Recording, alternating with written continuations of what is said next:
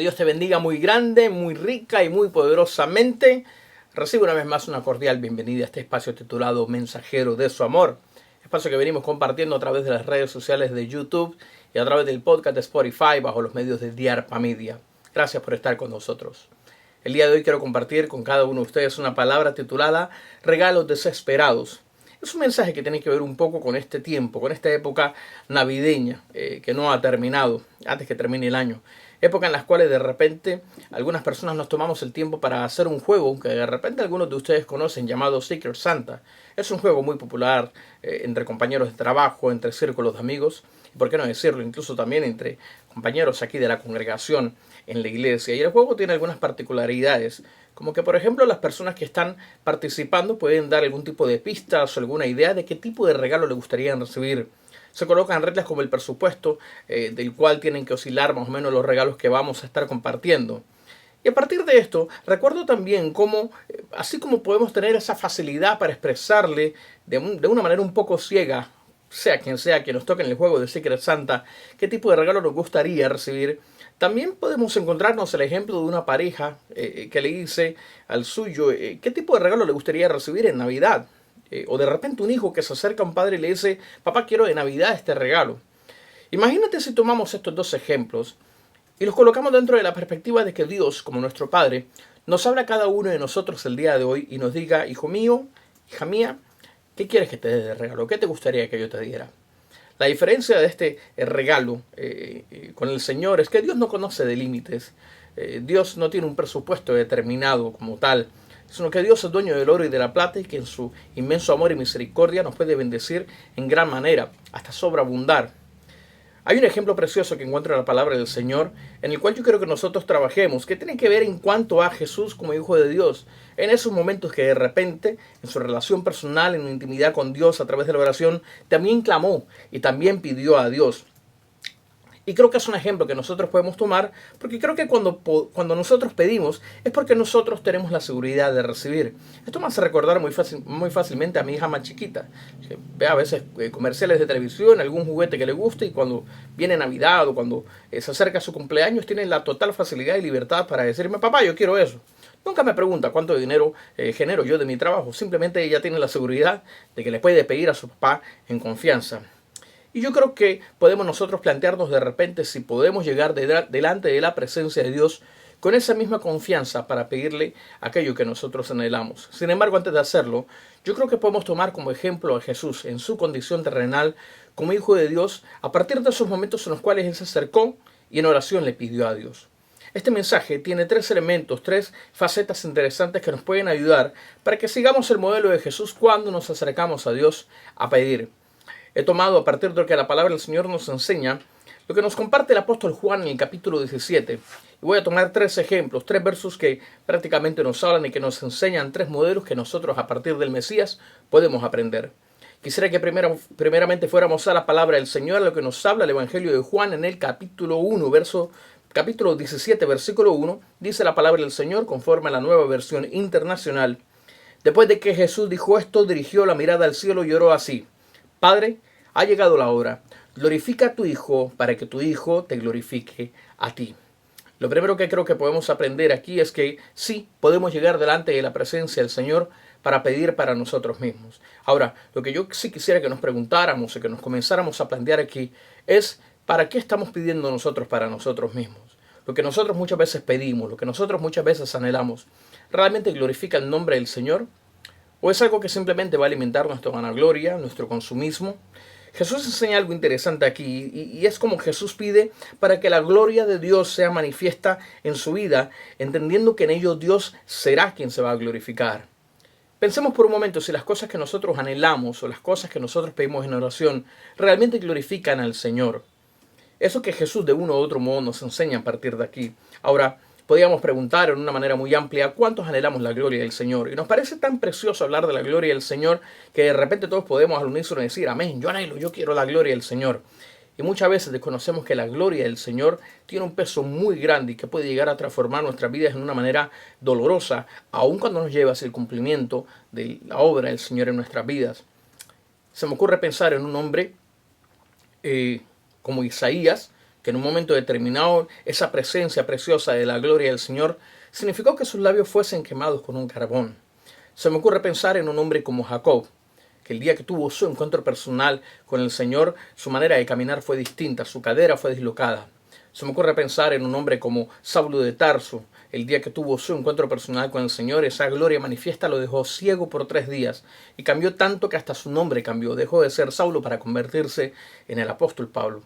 Y en el ejemplo más verídico y más profundo, que es este que encontramos aquí, esa manifestación de la gloria de Dios en la vida de un hombre como Jesús se convirtió en la tortura, se convirtió en la crucifixión y en la muerte, para que la gloria de Dios fuera manifiesta en cada uno de nosotros a través de la salvación y a través del perdón de nuestros pecados.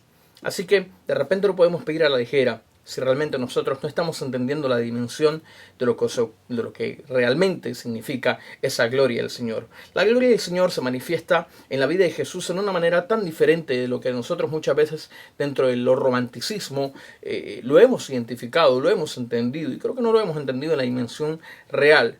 Cuando nosotros pedimos realmente algo para el Señor, podemos pedirlo de una manera a través de la cual su gloria se manifiesta en cada uno de nosotros. Pero esa gloria del Señor puede muchas veces costarnos y puede muchas veces pesarnos.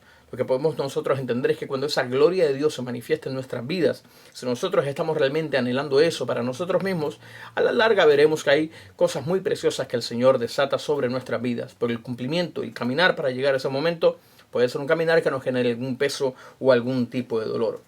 Lo segundo que te quiero plantear a partir de aquí es cómo, además de pedir para nosotros mismos, también podemos pedir para quienes tenemos cerca, para los nuestros. La palabra del Señor nos habla nuevamente del apóstol Juan en el Evangelio, en el capítulo 17, en el verso 15, dice la palabra del Señor Jesús orando: no te pido que los quites del mundo, sino que los protejas del maligno.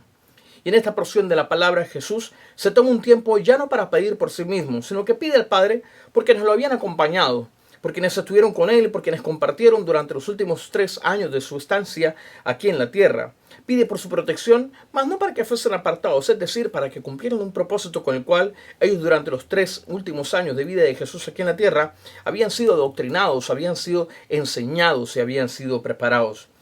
Y el Señor y Jesús en ese clamor también clama de una u otra manera por esa gloria manifiesta de la presencia de Dios en la vida de cada uno de ellos. Sin embargo, el cumplimiento de ello llevaría un propósito, pero también esa manifestación de la gloria del Señor acarrearía un precio muy grande, y fue la manera como muchos de los discípulos murieron, a través de torturas, a través de grandes sufrimientos. Y esto nos lleva a nosotros a pensar también en la manera cuando nosotros pedimos la manifestación de la gloria del Señor en cada uno de las personas que tenemos a nuestro alrededor. De repente podemos, sí, acercarnos, como hablábamos en el primer punto, a pedir cosas para cada uno de nosotros, pero que por sobre todas las cosas glorifiquen el nombre del Señor. Podemos pedir también para los demás, para la gente que amamos, para la gente que nos rodea, para que la gloria del Señor también sea manifiesta en cada uno de ellos.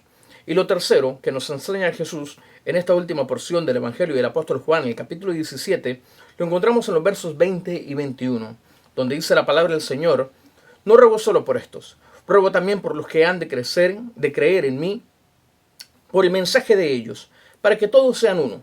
Padre, así como tú estás en mí y yo en ti, permite que ellos también estén en nosotros, para que el mundo crea que tú me has enviado. Esto lo encontramos en el Evangelio del apóstol Juan, capítulo 17, versos 20 y 21, conforme a lo que nos habla la Nueva Versión Internacional. Y fíjense cómo aquí, en esta porción de la palabra, Jesús pediría por último por aquellos que de repente no conoció en persona, pero por aquellos que sabían que iban a ser parte del cumplimiento de su venida aquí a la tierra, parte del cumplimiento del proyecto que seguiría en adelante a través de los discípulos. Gente que de repente en persona no conoció, pero que Jesús en su corazón sabía que harían parte de todo este proyecto del mensaje de salvación que se extendería alrededor de la tierra. Interesante que Jesús se tome un tiempo para pedir por aquellos que de repente no tuvo la oportunidad de conocer, por aquellos que capaz que cuando Jesús es arrebatado ni siquiera habían nacido, ni siquiera habíamos llegado en esta estancia o no estábamos aún en esta dimensión. Esto se me ocurre, me lleva a mí a pensar de repente acerca de cuándo fue la última vez que nosotros nos tomamos el tiempo, nos tomamos el trabajo de orar o de pedir por aquellos que de pronto desconocemos. Aquellos que si reciben algo bueno o malo, capaz que no va a ser trascendente en nuestras vidas, pero aquellos que de repente nosotros, movidos en misericordia, por los cuales nosotros podemos orar, por los cuales nosotros podemos clamar.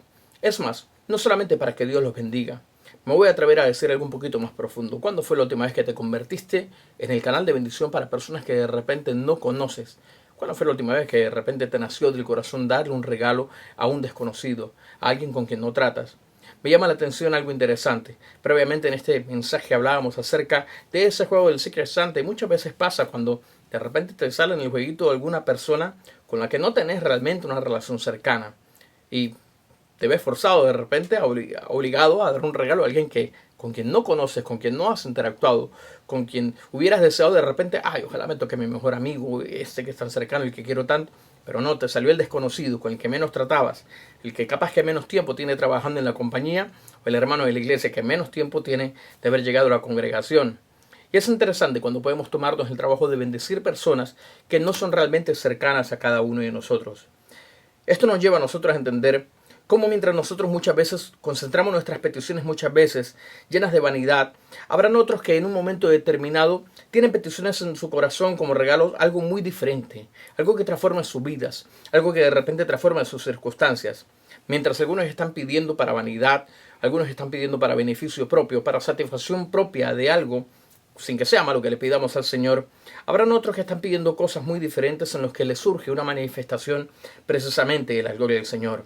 Aquellos que de repente como regalo simplemente están pidiendo la sanidad de una enfermedad. Aquellos que simplemente están pidiendo como regalo el final de un conflicto o un problema. Y eso es lo que da el nombre a este mensaje. Esos son esos regalos desesperados. No aquel de repente que pide por el último electrodoméstico, la última tablet, el último teléfono, sino aquel que está pidiendo una intervención de la mano del Señor para que algo realmente poderoso y sobrenatural se manifieste en su vida, y entonces esa gloria del Señor, de la cual Jesús habla y de la cual Jesús clama, se haga manifiesta en la vida de aquellos que están atravesando en circunstancias tan profundas, en circunstancias tan difíciles. Eso es lo que muchas veces lleva a que nos encontremos oraciones mucho más sinceras en las cuales la gente pide de una manera más fervorosa en las paredes de una cárcel o de un hospital, más muchas veces que las oraciones que a veces la gente está levantando incluso dentro de las mismas iglesias. Recientemente me sucedió algo. Revisaba mis redes sociales y encontré algo interesante. Encontré un personaje que de repente para algunos puede ser conocido, como para otros de repente no lo habrán escuchado hablar nunca. Se trata del señor Frank Caprio. Frank Caprio es un juez de la Corte de los Estados Unidos.